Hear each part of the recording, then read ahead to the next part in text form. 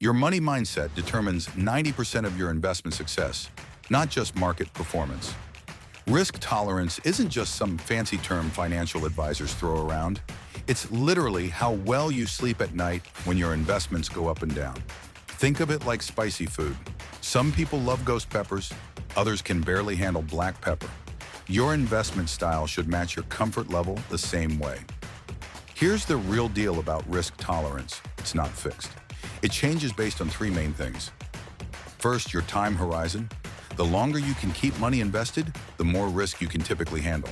Second, your financial goals. Saving for retirement in 30 years. You can probably take more risks than someone saving for a house next year. Third, and most important, your emotional response to losing money. If a 20% drop in your portfolio makes you panic sell everything, you need a more conservative approach. Quick test. Imagine your investments drop 30% tomorrow.